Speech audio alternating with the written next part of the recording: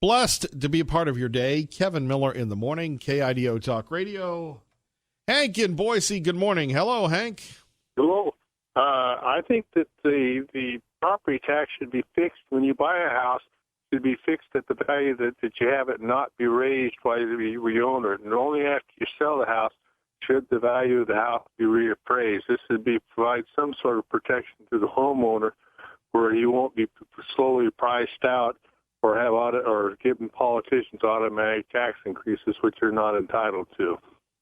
And I also think on principle that the property tax is an attack on ownership of private property in essence. Of course, that was one of the planks of Horace Mann when he pushed public education, was a scheme at the same time by taxing property, promote a redistribution of wealth. Because Horace Mann, who was the original founder of the idea starting in Massachusetts in the 19th century public schools, was a socialist. And well, what do you think of our legislative officials? Do you think they're going to address this or not? I think that the education lobby would fight this to the toenail, and Republicans here aren't much different than Republicans in the rest of the country, especially your moderate Republicans, because in a sense they're scared to death of the education lobby, the IEA and the NEA. And I don't think we have a governor, particularly in Brad Little, who's prepared to fight the education for the rights of the property owners. I'd like to be pleasantly surprised. I'd like to be wrong on this, but I don't feel that I am. And I think it's absolutely essential that if there was any way possible that we could replace the property tax with a tax that's based on people's ability to pay or income tax, that would be more fair and more reputable than necessarily taxing an older person out of their home or forcing, in other words, sure. Taxation should be based on a person's ability to pay. And necessarily owning a piece of property doesn't mean that you necessarily have the ability to pay, and the person should not lose their property because property. I think that's an injustice. All right, Hank, thank you for the call. Lars Larson joining us. Catch him tonight at 6 on KIDO Talk Radio. Lars, good morning. Good morning, Kevin. I'm on the road today and tomorrow, but so I'll be in the Tri-Cities of Washington. And like I said, one of these days I've got to get out to Boise. I heard what the gentleman was saying. You know, one of the problems with taxation is that I would like the government to tax us as little as possible. And if we all thought that was the case, we'd probably not have any problem with taxes whatsoever. We'd understand what the cost is and what we're getting for it.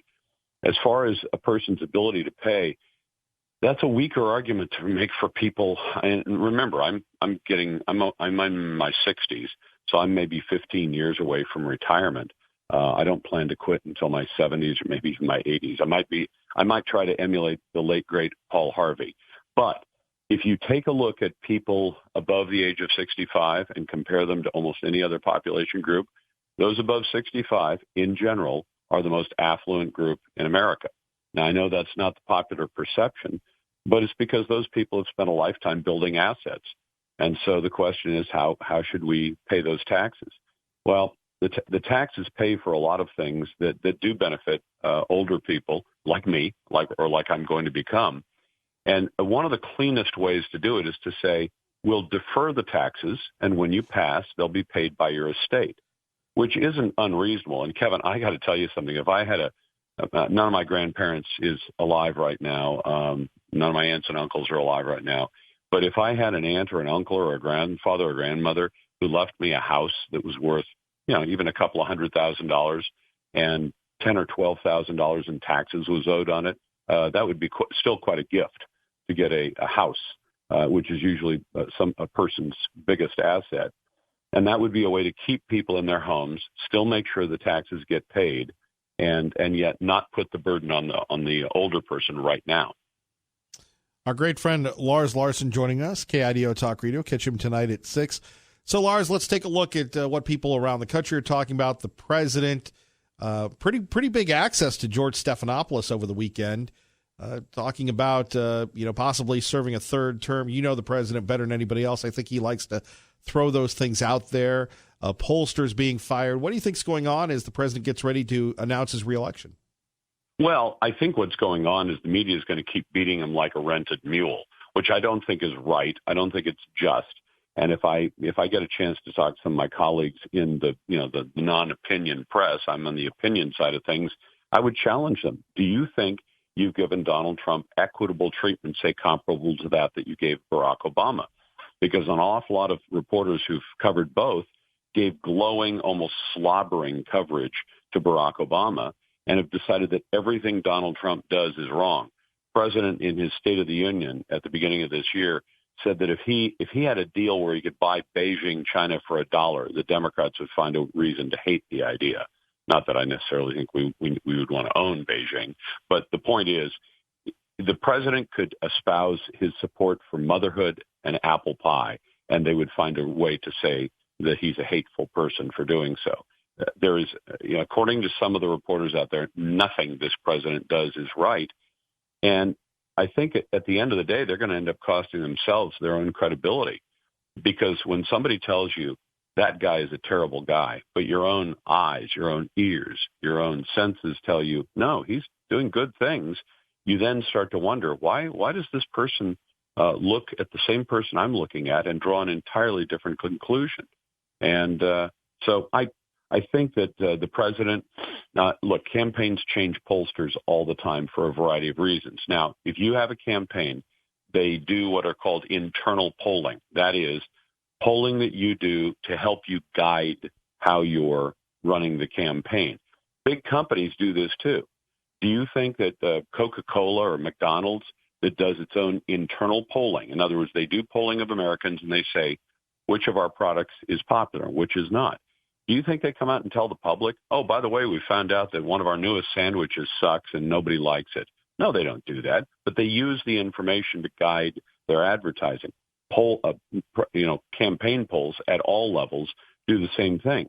If your pollsters start leaking the information in such a way to damage your campaign, what would you do? I mean, Kevin, every company has secrets.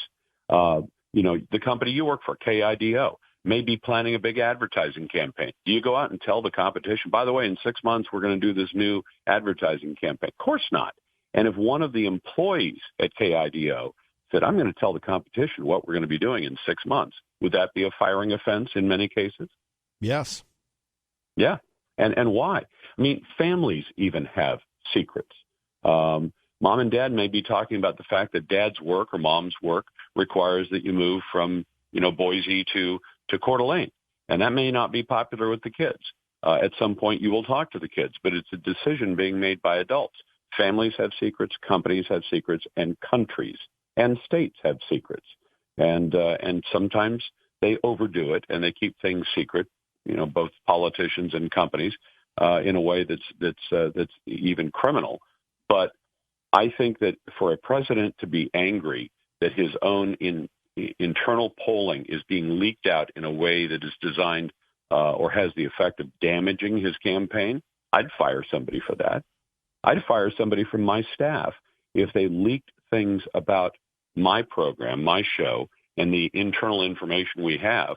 About 6 months ago, I was ready to let one of my employees go. He had just performed so poorly, he had made so many mistakes, and I hate firing people, but I needed to make a change. Now that happens. As it turns out, I now have 3 terrific folks that I work with, but I employ these people personally. I write their paychecks. And so, what happened was that the man never knew that he was, we had communicated to him, your work is substandard. And he came in one day and demanded a raise and said, no, you're not going to get a raise. He said, well, when do you think I deserve a raise? And I said, when your work is at least adequate. And right now, honestly, it is not adequate. And he quit. And he walked out the door with no notice, which I don't take lightly.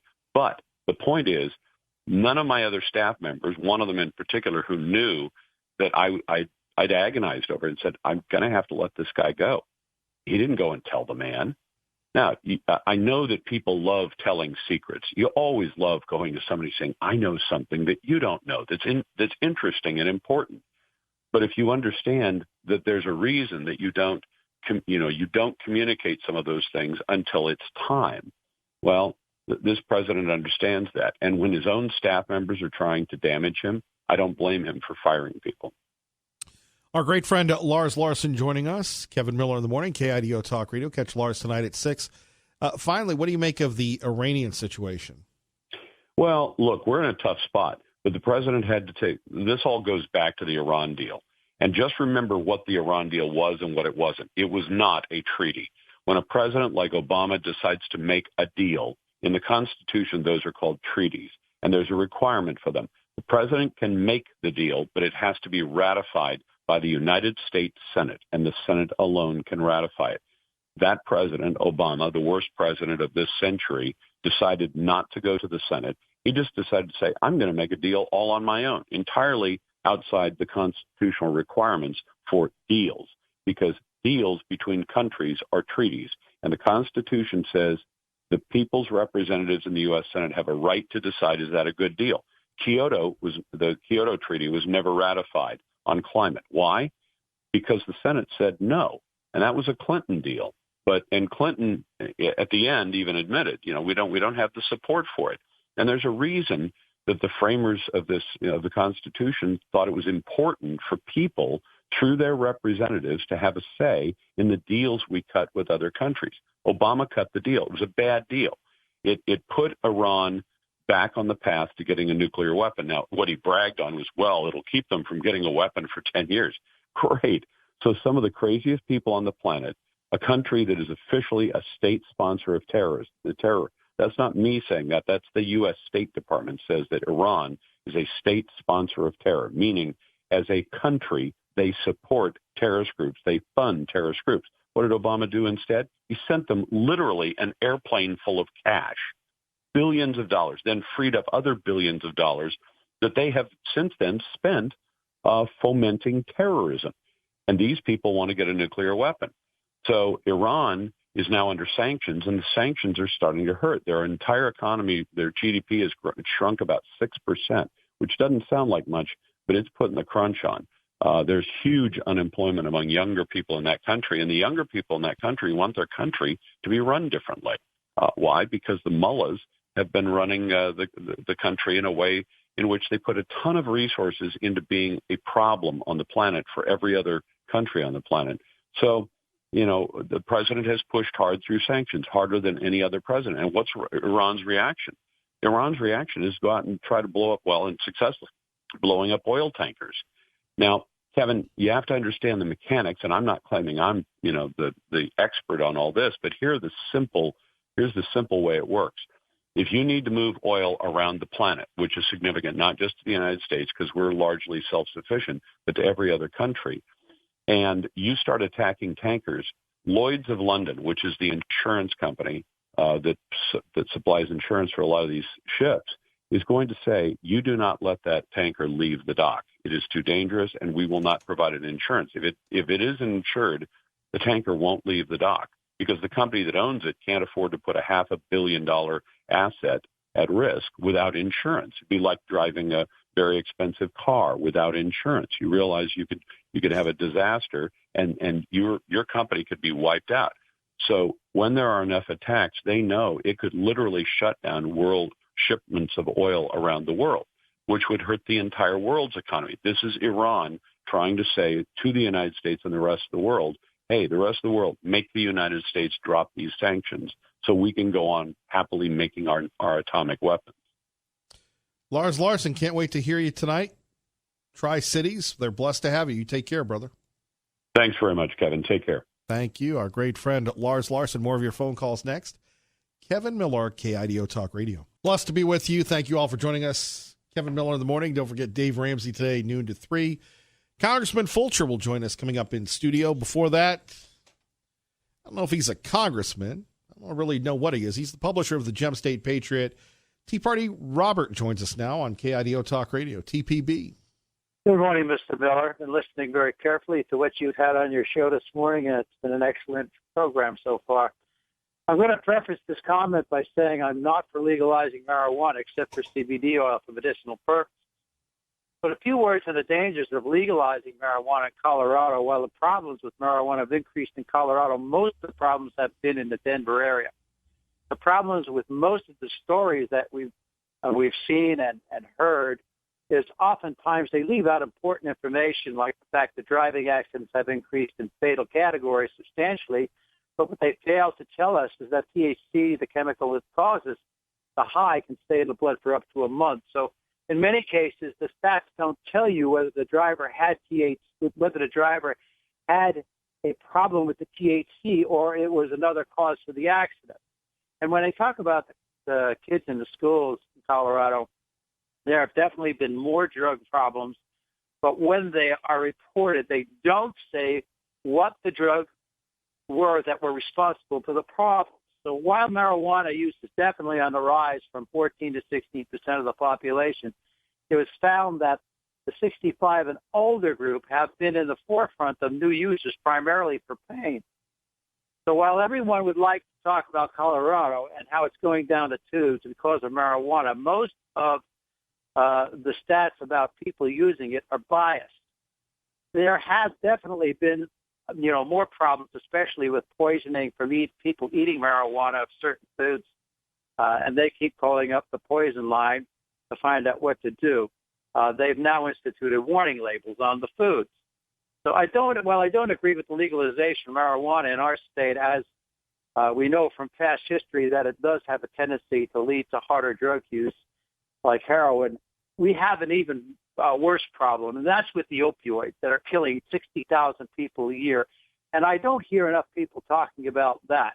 Yes, we've got a lawsuit going on, and it's about 3 years too late, thank you to our Attorney General. But they are by far killing more people than marijuana has ever killed in this country. On the growth in the Treasure Valley, I've been saying for a couple of years that we are growing too fast and the impact fees, we're not keeping up with the need for infrastructure. And that the politicians are catering to the developers and allowing them to build just about anything they wish without any consideration for how it will be affecting the community or the quality of life. And I saw this coming, and it is one of the reasons I moved to New Meadow, to get away from the high taxes that are coming and the congestion on the roadways, along with the much-needed infrastructure that will mean even higher taxes. So many of the people retired coming to Idaho are going to find out in a few years that they made a major mistake moving here, and will probably see the value of their homes decrease as taxes increase and wages move up very slowly. Well, so what do you think of the solution to the problem, though, is? The solution to the problem is to raise the impact fees to the point that the building slows, and to get the infrastructure put together prior to allowing more building to take place, to get the schools in place that we're going to need in the future. Nobody looks forward. They just look out there to build. So, if you want to get out of Idaho, out of the Treasure Valley, this is probably a good time to do it while housing prices are still heading up, or at least maintaining, because you're going to see lower prices. And although we are getting better paying jobs, they are not going to keep up with the problems that we have. Well, what about that report? And again, last hour we were talking about this. There's a report saying home prices are overvalued in Idaho by 24%. You agree with that? Absolutely. That's one of the reasons I sold when I did. I don't think that they are, I don't know, maybe they go a little bit higher than they are right now. I've said that at the beginning of the year. But for the most part, you are so far up there that most people can't afford houses. And if they can't afford houses, they're going to stop moving here. So what do? They'll build cheaper houses, but they won't have the roads or the infrastructure to deal with it. So limit the building by raising the impact fees to the point that they can't do the developing without putting the infrastructure in place. Well, and there's the water issue that you and I have discussed for years. Well, that's going to become an even greater issue as time goes on. The places that have the water, we've got it up here in the mountains. But when you look down there, we have one of the greatest canal systems in the country, maybe in the world for all I know. But if you can't get the water, and the water doesn't have the capacity to fill the needs of the population, you've got a serious problem. And you take a look at the manufacturing process, and people like Micron use enormous sums of water, absolutely enormous sums of water. Cattle ranches use enormous sums of water. Dairy uses enormous sums of water. You've got all of the problems coming at one time, and when they do come at one time, nobody's going to have a solution. So it's best that they try to fix them now. Tea Party Bob, thank you, sir. Thank you, my friend. Have a good day. You as well. Traffic and weather together, KIDO Talk Radio, 107.5 FM, 580 AM. Good morning, Dave. Rolling right along, KIDO Talk Radio, Congressman Russ Fulcher joining us in studio. How are you? I'm good.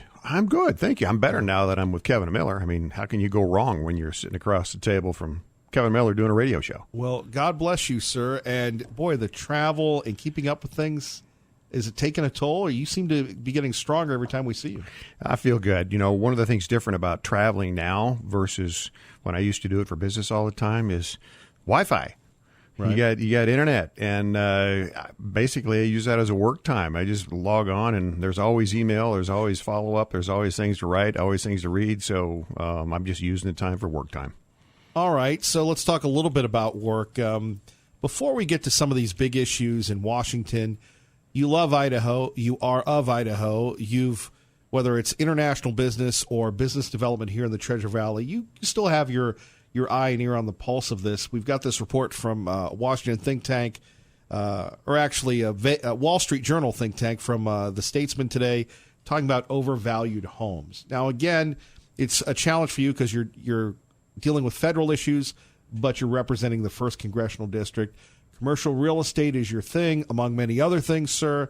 So what do you make of the growth going on here and its impact on people commuting every day? It's going to continue. First of all, we need to just come to grips with that. Kevin, I see it from a different perspective now. When I was working directly in that industry before taking this office, you see a lot of the businesses moving. You see a lot of the individuals primarily coming from California, but not just California. Washington State is, I think, the 2nd largest location people are coming from, businesses are coming from.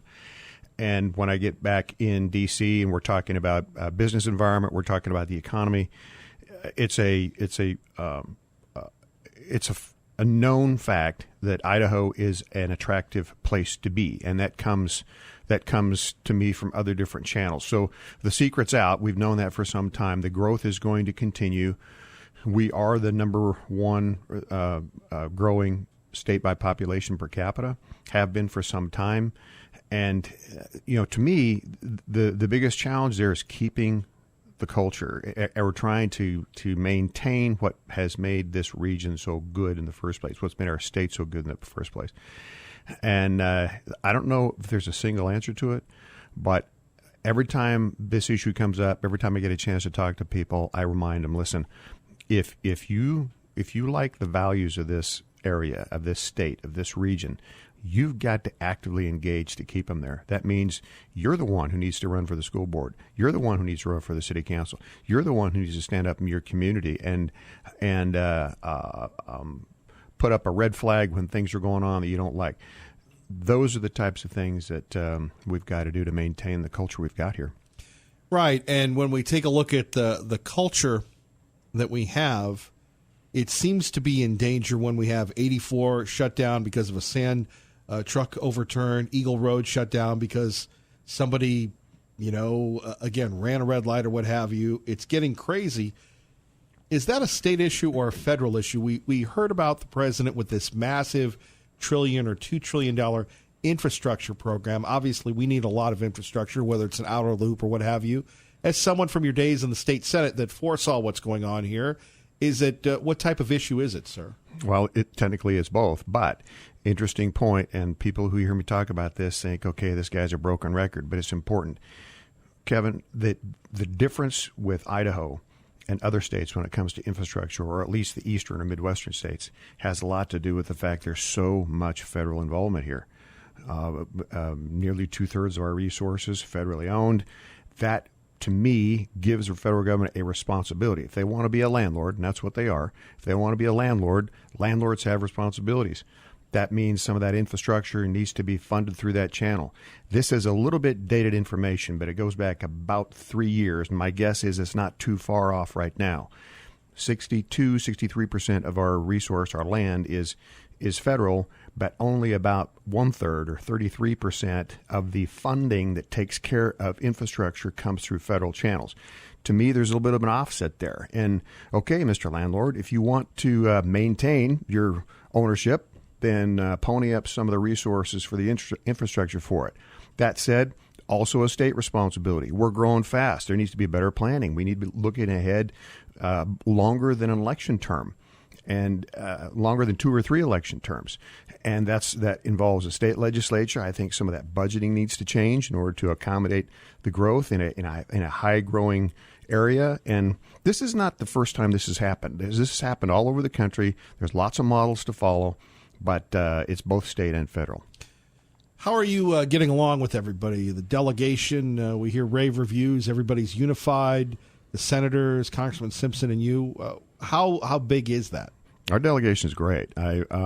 We talk, if not every day, every week, and certainly with Congressman Simpson, I see him on the floor every legislative day. Right. And so, and that relationship's been good, I think, for both of us. I mean, we know what each other is up to for the most part. We know where they are on various issues. When it comes down to something that's really important to Idaho, we make every effort to try to make sure that we're lined up, and we help each other with legislation. We help each other with resources and finding out information. So all of that is really good when you're in such a small delegation. We got 2 in Idaho. There's 53 in California. So, it's more important, I think, for us to be on the same page. So delegation is good. With other members, frankly, it's really going well. It's going well there too. Even on the Democrat side, when you're one-on-one with members of the Democrat delegation or Democrat Party, for me, it's fine. I mean, and we find a lot of common ground. The problem is when we collectively get in that chamber and we're voting, and then all of a sudden the R's and the D's are on one side of the room, split up, and the herd mentality kicks in. Drives me nuts, but that's the expectation, and so and that's just the nature of what's happening. And somehow, some way, that's got to get broken down over the course of time enough to engage with some common sense on some of these difficult issues. Common sense, difficult issues. Congressman Fulcher joining us. Let's talk about your relationship with Governor Little. You were at a very special event over the weekend, and a lot of folks don't know about this. And part of our school program is eventually we do want to get there, but it was at Gowan Field. A lot of families there, a lot of tough stories, but really something unique to Idaho brought to us by the Idaho National Guard. Yeah, boy, that was a first for me, and my understanding is you've been involved with this for some time, and I've known about it, but I've never been part of the ceremony. But it's the Idaho Youth Challenge, and part of that's funded with some state money, part of that's funded with private money. But it's, in a nutshell, Kevin, it's 16 to 18-year-olds from around the state. So far, they've had people from 43 out of the 44 counties, so it really is across the state. The kids, they're having struggles. They're either dropped out of high school or they're about to drop out of high school, and it's there's some kind of a conflict with drugs or authority or alcohol or theft, you name it, and or just not interested, and so they'll engage. The National Guard has this program. It's got that military feel to it. It's not a military program per se, but it's the discipline, it's the regiment, it's the exercise, it's the structure that so many of these kids need. And when they get in that environment and they stay on site, it's a resident type program, and they stay on site. And so much of the time, it's that structure that they need, it's that discipline they need, it's that somebody holding them accountable. I mean, really holding them accountable. And those kids will stand up and they'll provide testimony as to how this has changed their life. And so it's bring the Kleenex if you ever go, but it's a fabulous program. The governor and I got to preside yesterday. And for you being the keynote at that event, what was that like, coming up with a speech for those young people? I know you take it very seriously, Congressman. I do. And so what I attempted to do, and I don't know if I did it very well, but what I attempted to do was give them just a couple of points to try to to hang on to and try to take with them now that they've come through this, because this is a monumental task to get through this and a big life change for them. Try to get them something encouraging that they could hang on to. And then I tried to put just a little bit of humor into it so that, they realize that, hey, look, you got to laugh at yourself sometimes when you're going through all this stuff. And also remind them that, hey, there's a lot of bad things going on, but we still live in a pretty good place. And we still have a lot of things going for us, and we control a lot of our own destiny, and so can they. They're not subject to other people. They can direct their path. And so that was the general message that I attempted to communicate, and it went well for me at least. I hope it went well on the other side too. Congressman Russ Fulcher joining us here, KIDO Talk Radio, 107.5 FM, 580 AM. News this weekend, Secretary of State Mike Pompeo on Fox News Sunday, Chris Wallace talking about the Iranian situation. Congressman, you and I have some miles on the odometer. We go back to 1979. This has been brewing for quite some time. As a congressman, your thoughts on what's going on in the Persian Gulf? Well, I think what most people don't realize, and quite honestly, I remember exactly what you're talking about with the with Iranian taking hostages of the Americans back in the late 70s. And what I think most people don't realize is they're at war with us. We're not necessarily at war with them, but they're at war with us, and they have been for some time. And whether it's blowing up a ship or a nightclub in the Middle East someplace with Americans in it, or taking out the Twin Towers. They've been at war with us for a long time. That's how they see it. This does go back to ultimately a belief. A lot of these people, just from a religious standpoint, that we're bad, and it's their job, it's their responsibility to try to take us out. We need to come to grips with the fact that, okay, this entity is not going to stop. So we have to have policy in place that protects our people. And that means we protect them here as well as overseas. That's why you see ships cruising over in the Mediterranean, American ships. And there's other things that have gone on that led up to this. There's been attempts on our embassies. There's been attempts on our allies' embassies. And we have to take those things seriously. The only thing that the Iranians understand, or that culture understands, is force.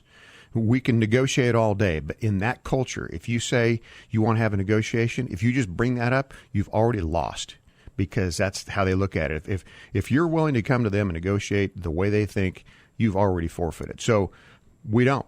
We're not right now. It's like, okay, they're going to notice the ship's coming sooner or later, and it's an unfortunate situation, but it's real, and it's a responsibility of the federal government to protect our people. Congressman, how's the president doing? Have you had a chance to work with the White House that may or may not be reported elsewhere? What's your relationship like with the administration? Well, it's good. It's very good. And even as late as Friday, I embarrassingly missed a window of time where I really wanted to call in here, and it was because of communication through that channel. And that particular issue had to do with the Chinese tariffs and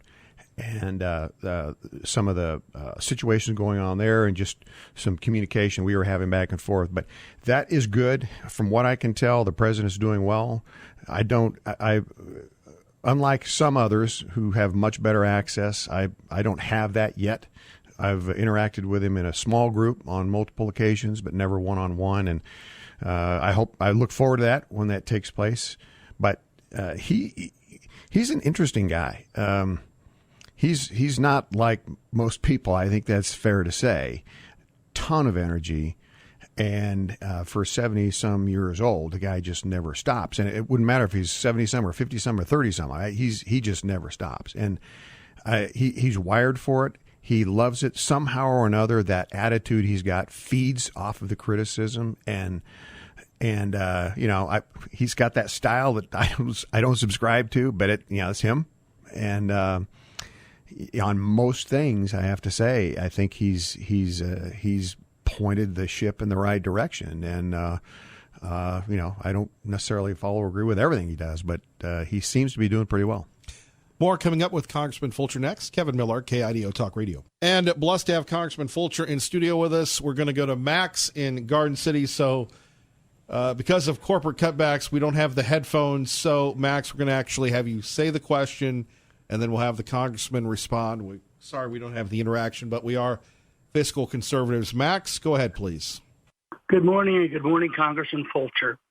Congressman, my question is, I agree with your stance on Iran as long as the United States has a definitive strategy. No more run, shoot, lose like we've done since Vietnam. But how about invade, occupy? Invade, conquer, occupy. If we're going to do anything about Iran, it has to be far more positive and far more long-reaching than the disastrous efforts we've had in Iraq, Afghanistan, Syria, Libya, Vietnam. What say you, sir? All right, Max, thank you for the call. Well, how'd that work out in Afghanistan? I mean, it's easy to say we want to just stop something. We're gonna take it over, whatever. When you do something like that, your cost skyrockets.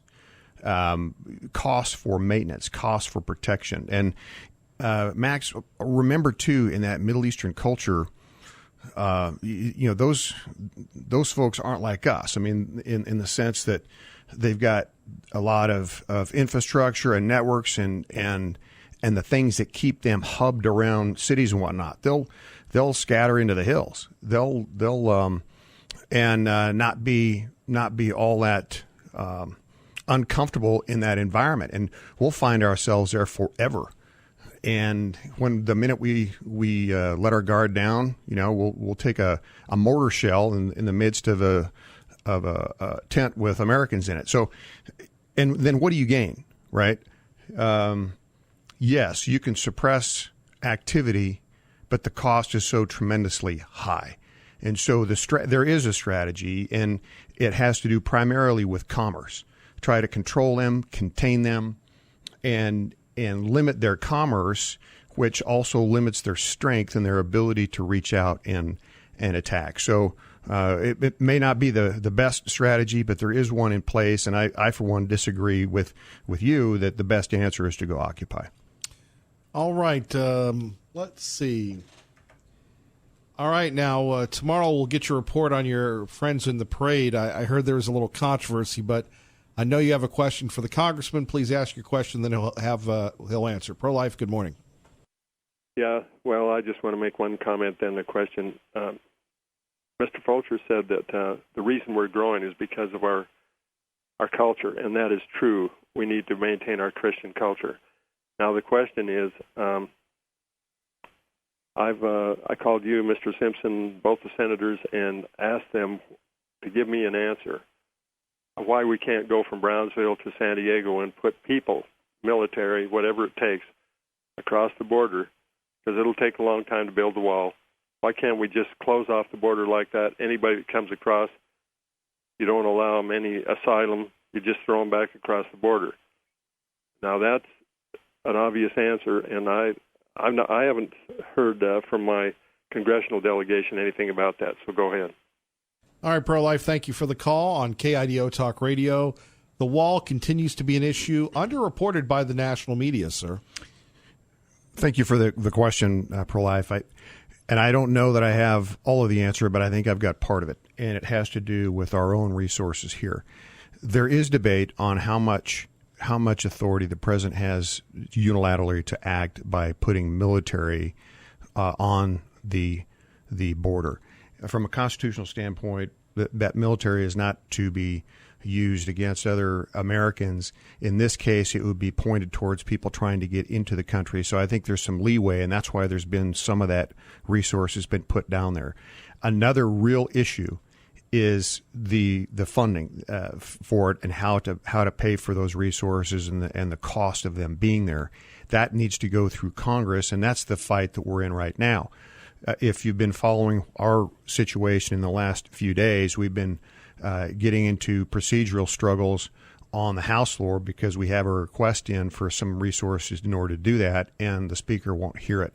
So the cost and the authority are the two things that are at play there, pro-life, and exactly where those boundaries lie. I'm not the best person to explain it, but that's what's at play. Okay, quickly to traffic and weather together. Then we're going to go to David, who's got a question about firefighters. Good morning, Dave. Okay, David, we've got a few seconds left. If you can get your question out, we'll have the congressman answer it. Yes, Congressman Fulcher, it's a pleasure. I had a question about H.R. 2478, which was introduced by Representative Derek Kilmer. And what it effectively is trying to attempt is to give seasonal firefighters, of which I've been one and started out as one about 20 years ago, the ability to count that time towards their retirement. As you know, a lot of the federal fire force for wildland firefighters, they're started out as seasonals, and that's when they're lifting the heaviest loads and doing the hardest work of their lives, but it doesn't count as any kind of credit towards their retirement. Right. Do, my friend, is take a look at that. Not familiar with it, but I will get there quick. Thank you. Congressman Fulcher will look at it. God bless everybody.